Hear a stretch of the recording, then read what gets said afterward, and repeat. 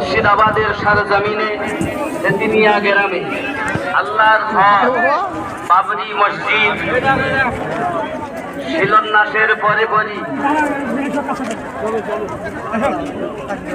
প্রত্যেক ওয়াক্তের নামাজ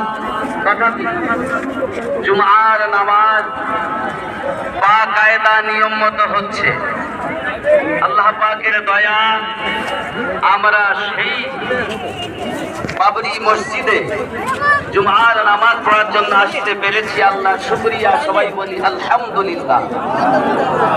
পরে পরে নবী ও কাউন মাকার রাহমাতুল লিল আলামিন শাফিউল মুজনবিন রাহাতুল আশিকিন যাবতীয় প্রকারের দুঃখীকে সিনাতে লাগিয়ে মহান আল্লাহ পাকের পথিক বানানে वाला, रोने वालाদেরকে হাসানে वाला,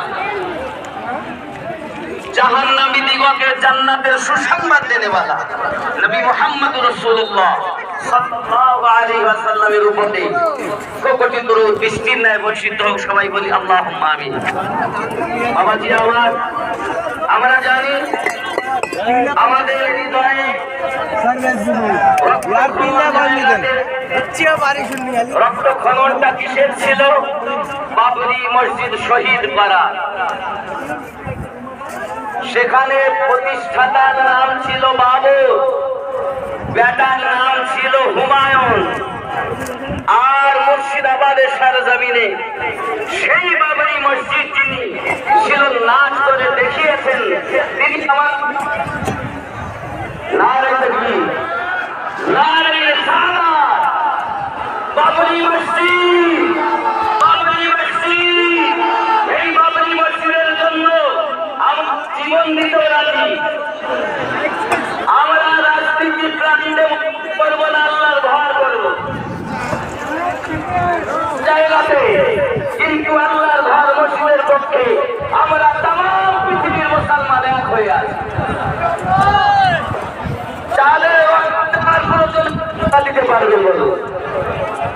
আজ বিভিন্ন ভাবে দুশ্মনের দলেরা, মসজিদের বিরোধী এবং রাজনীতি প্রাণের মানুষেরা ভাইজানকে হুমকি দিচ্ছেন এবং মসজিদের কাজটাকে যাতে শুরু না করতে পারেন তার বিভিন্ন পরিকল্পনা তারা করছেন।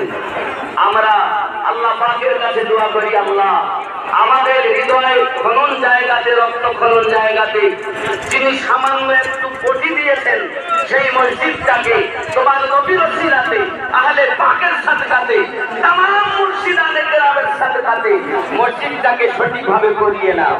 যদি বলি